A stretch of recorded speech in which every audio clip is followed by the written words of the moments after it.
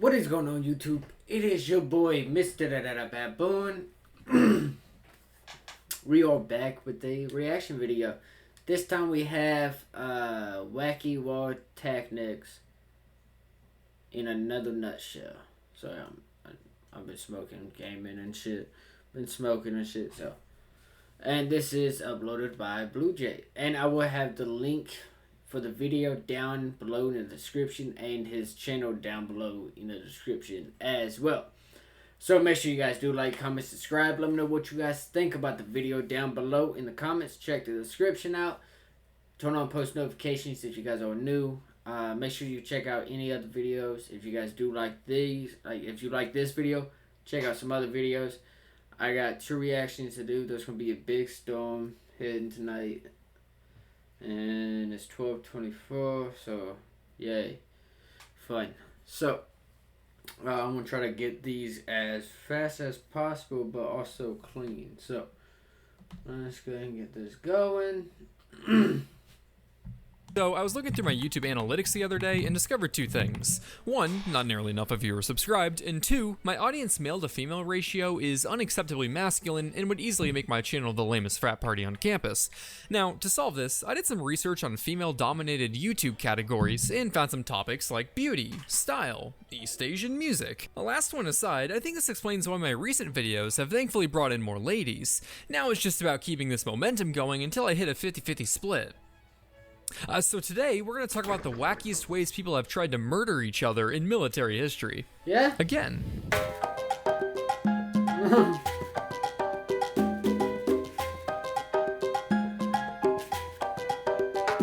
Now, if you're anything like me, your interest in learning about creative strategies used in history is only surpassed by your disgust for the state of Missouri. Thinking they're hot stuff with their stupid bendy tube in the sky, they just drive by and say, haha, look, it's like McDonald's but half, before heading on to a better state.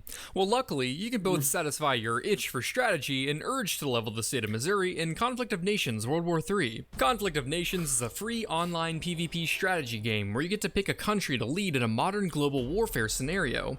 I played the Battleground USA scenario where you get to play as a US state, and I was a big fan of the fact that in my first game playing as Illinois, I was perfectly positioned to send fighter jets to bring about the much deserved destruction of St. Louis. You can declare war on your neighbors, forge alliances, and choose your own strategy as you coordinate in battles of up to 128 players online. Don't have a computer handy? Not to worry. You can play on the same account across both your PC and your phone. Technology is crazy. So click the link in the description in the next 30 days to get 13,000 gold and 1 month of premium subscription for free. Big thanks to Conflict of Nations for sponsoring the video. Ancient Egypt. Cool place, right? I mean, how could you not love what's basically a Yu-Gi-Oh theme park? The ancient Egyptians...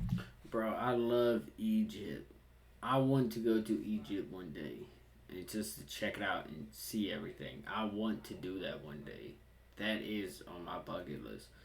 And I want to take, of course I want to take some people with me and everything. So, that is definitely on my bucket list. I think that would be dope to do. Were quirky folk, known for practices like wrapping mummies and cherishing life. Things that have no place in today's world. The Egyptians saw life as a gift from the gods, and they loved all the lovely critters in the animal kingdom so much that they made them pets, made them mummies, made them cops. Baboon police was a thing, look it up. But nothing quite compared to their love of cats. These furry felines were admired for their rodent-catching skills and their magical and divine connection to the cat goddess Bastet. This meant that cats and animals were a sacred cornerstone of ancient Egyptian culture, a culture that the Persian king Cambyses II was very well educated in. It's the 6th century BCE, and the Persians are looking at everything not Persia, noting the unacceptable lack of Persianness, which can only be fixed with the addition of yet more Persia. And next in line for their Persian conversion excursion was their cat-loving neighbors down south. Cambyses II took his Persian army to meet the young Egyptian pharaoh Psamtik III at his fortified position at Pelusium, according to stratagems by...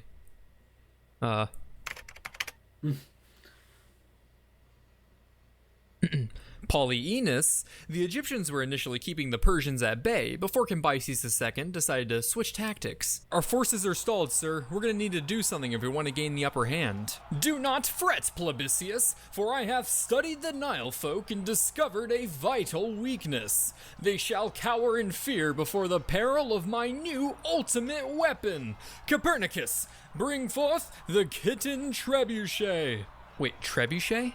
Oh, we thought you said paper mache. What, so you didn't build my weapon or bring any cats? Oh no, we brought cats. We always bring cats. I think you missed a golden opportunity with catapults, sir. Shut the fuck up, grab the kittens. What? Grab the fucking kittens, Pulvicius. In one of the first recorded instances of psychological warfare, Cambyses II had his men paint the image of Bastet on the front of their shields and spread cats and other animals before their front lines. The Egyptian defense, upon seeing this display, refused to fight for fear of hurting the animals or striking the image of their goddess, resulting in the surrender of Pelusium. This left many Egyptians to be massacred as they retreated to Memphis, which would fall shortly after. Now, I bet you're probably thinking, that's dumb, they're just cats. How could that possibly undermine an entire defensive strategy? But keep in mind, these cats were the divine symbols of their gods, to be protected at all costs. Just saying, I was not thinking that. I love cats. I got 2 cats. Well, I should have a lot of cats, to be more specific, but... else risk the eternal damnation of their soul. So switch out cats with Zoe Kravitz's Catwoman, and you get the idea. When you think... Look at that freshly sliced turkey. At Jersey Mike's, there's some things you just gotta see. Mike, those... Think of early submarine warfare, your mind probably wanders to the German U-boats that terrorized the high seas during the more than adequate war. But what if I told you that the first successful combat submarine was actually built from an old steam boiler by a bunch of southern boys in Alabama? I'm talking, of course, about the H.L. Hunley. Named after the lawyer-turned-Confederate Marine engineer, Horace Lawson Hunley, this adorable little fishboat was designed to fight for the South in the American Civil War. Now, many thought Hunley was motivated by good old Southern patriotism and protecting the basic human right to suppress other people's basic human rights, and normally that's a reasonable assumption to make of a Confederate. But in actuality, Hunley's driving force to build a submarine was much more noble. War money. You see, whichever lucky southern boy or girl was able to sink themselves one Yankee float would earn themselves a grand prize of up to $50,000 from Uncle Scooter, the equivalent of $1.3 million today. So Hunley and a group of engineers built and tested the hand-powered H.L. Hunley in Mobile, Alabama before it got shipped off to Charleston to deal with those Yanks and their pesky ironclads. The Confederacy began testing the Hunley in Charleston Bay with a crew unfamiliar with the controls, which is basically the same thing as asking a horse to babysit your newborn. The Hunley was preparing to depart on its first attack when there was an accident with the controls, causing it to sink with the hatch open at the dock, drowning 5 of its 8-man crew. But not to worry, a submarine can be drained and people are replaceable. The sub was recovered, cleared out of some junk, and was given good as new to Horace Hunley to take command before setting off on another test run, with a more experienced crew this time. Good luck on the test, Hunley. Don't worry, I invented this thing. Okay, you go get him. I will, Charles. Okay, Clyde, get the crane ship. The Hunley sunk again, killing its creator and crew. But not to worry, a submarine can be drained and people are replaceable. The Hunley was recovered and finally set off on its first combat voyage targeting the USS Housatonic blockading Charleston. The Hunley was originally intended to tow a floating mine into its target, but this plan was labeled too dangerous as the rope could get tangled or the mine could drift into the submarine itself. So instead, they thought it'd be safer to go with a spar torpedo, which was essentially a bomb. Attached to the end of a wooden stick. A spear, but with an aftertaste, if you will. The Hunley set off during the night, cranking its way towards its prey anchored 5 miles offshore. As the submarine approached, the crew of the Housatonic noticed a ripple in the water coming towards it. Enemy vessel off the port bow! Shit, it's below the water! Is that a whale? Can they train whales? Yarg, that's no whale, sonny. That be a beast of nuts and iron. Fire the guns! Phil, you're from Columbus, Ohio. Why are you talking like that? Fire the guns, ye scallywag! Given the fact that submarines tend to operate below the waterline, the guns on board the Housatonic weren't able to lower far enough to fire at the Hunley, forcing the crew to fire away with their small arms to no avail. This plan is genius. Them Yanks can't even touch us. You got that right, Cletus. You got that right. Alright, boys, we're about to deliver the payload. In 3, 2, 1. The torpedo made contact with the hole near the ammo storage, exploding on impact and sending massive amounts of debris in all directions. The Housatonic sank within 5 minutes and resulted in the deaths of only 5 of her crew. As for the H.L. Hunley, the crew was safe from the actual blast itself, but their close proximity to the payload meant that they faced the full force of the shockwave propagating through the vessel, which tends to not agree with your soft tissues like your lungs or brain. So the entire crew of the H.L. Hunley died, and it sank for the last time after a single mission. At the end of its service, it was able to rack up a grand total of 26 kills.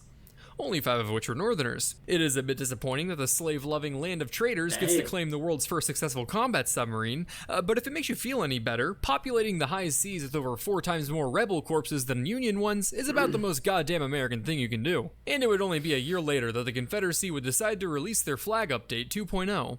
For the more than satisfactory war to really earn that promotion to World War status, it had to break out of the little European bubble it started off in. One potential area to expand the moderately stellar war was Africa, where they had already brought a little bit of Europe to in years prior with a wee bit of scrambling. However, because a lot of European control over Africa was superficial, they decided to keep the colonies neutral to avoid instability and the chance of getting overthrown by the local Africans. Ultimately, they agreed that the only thing more important than existential geopolitical conflict was ensuring white man on top. This neutrality agreement was very important to the Europeans, lasting an entire week before they changed their minds. Tanga was the busiest seaport on the coast of German East Africa, a colony that snuggled up closely with British East Africa. The Germans are right there. Oh, this simply won't do. This will not do. This won't do at all, Charles.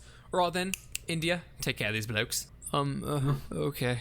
Britain sent a request to the India office to attack the neighboring German colony, resulting in the dispatch of an expeditionary force 8,000 strong to the port town of Tanga. The Brits pulled up without a problem, and because the local Germans were such a puny and pathetic force, decided to enter the town peacefully to give them the chance to surrender. Alright bruv, gonna need you to lay down your guns. Ah, yes, sorry man, I can't make that call. Gotta ask the Kaiser man first, you know. Ah, bosses, I get it. Yeah, no worries. I'll give you blokes 1 hour to lower your flag over there.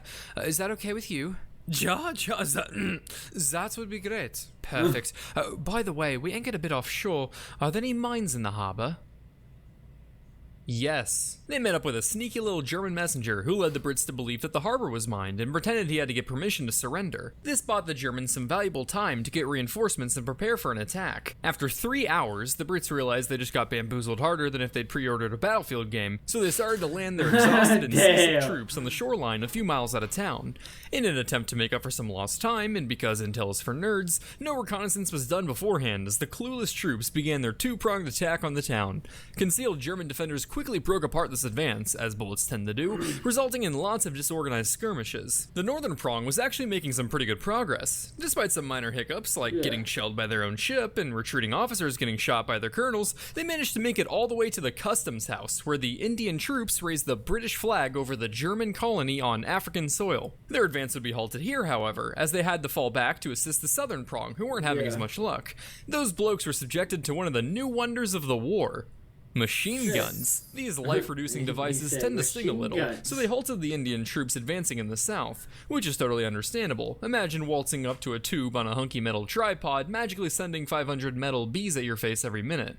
Well, they didn't have to imagine that metaphor too hard, as they were also swarmed by hundreds of real bees every minute. Flustered by all the machine gun fire, massive swarms of bees descended on the British troops from the surrounding trees. Maybe the bees sought to prove that not even the MG01 can compete with the misery that African wildlife is capable of, or perhaps it was just a desperate attempt to remedy a battlefield woefully underpopulated by bees. But either way, the Brits now had to deal with a war on 2 fronts.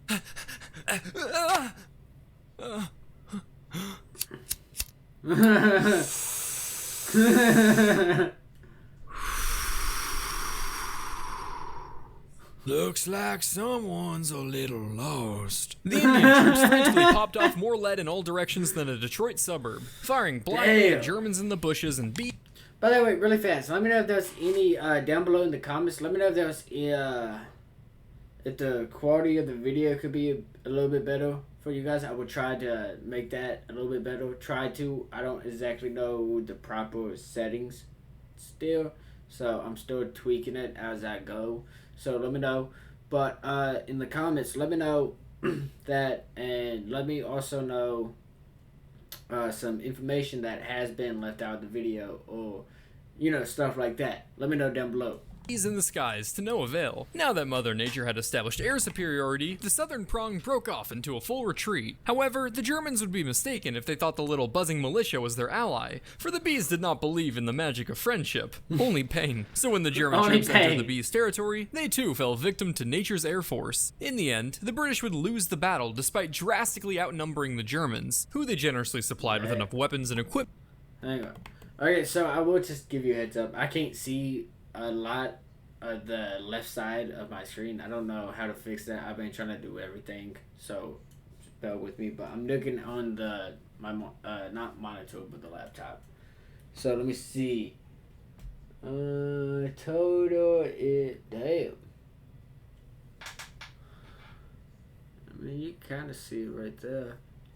And to last them the rest of the slightly delightful war, the Brits took upwards of 800 casualties out of 8,000 troops, compared to under 150 German casualties of merely 1,000 defenders, making this one of the most embarrassing defeats of the above-average war. So at this point, I'm sure some of you are probably scratching your heads, wondering how Little B fiasco could be considered a wacky war tactic when their intervention was nothing more than random chance. An understandable but incorrect conclusion to make. To the untrained eye, it would seem like nothing but bad luck on the surface, but if you just look closely, you'd notice that this was clearly the work of none other than Dr. Bees! I try to avoid doing too many videos on war history because, you know, the death. But humans are curious creatures, naturally drawn towards the dark, mysterious cesspools of misery in the world. Exactly the stuff that you can find when studying the horrors of war or playing League of Legends. Luckily, you can always count on the shenanigans of Persians, bees, and or racists to help make overall grim topics a bit more digestible. But enough from me. What do you think, Life Lesson Leopard? Hello? Oh, hold on. My troops have just about finished decimating Missouri in Conflict of Nations World War III. You could speed up its destruction by clicking the link in the description. What a dumb state. It's the stupid arch, right? Really overrated arch. Bro. Thank you. Wacky War Tactics Part 2. Yeah, 10 stars. By the way, I know it's a long wait between up... I'm just saying, Patreon looks like it's the way to go for certain type of stuff. Because I know YouTube is... you know, there's so much stuff that YouTube doesn't allow, but Patreon allows a lot of stuff. So I think later on in me doing YouTube and streaming and stuff like that as for content, I will probably end up doing a Patreon later down the road. Because I feel like I could upload content up there, you know, that I can't up on YouTube. So I feel like that would be good. So I think I'd do that probably later down in the future. So that's it for the video. If you guys did like the video, comment, let me know what you guys think down below in the comments. Check the description for the link for the video of Blue Jays, you know, Wacky right there. You know, Wacky War Tactics in another nutshell.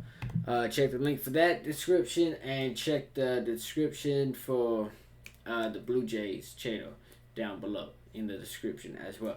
So I'll see you guys in the next one. Positivity is key, motivation is key, happiness is key. I will see you guys in the next one. Look out for each other. You guys stay safe. I'll see you guys in the next video.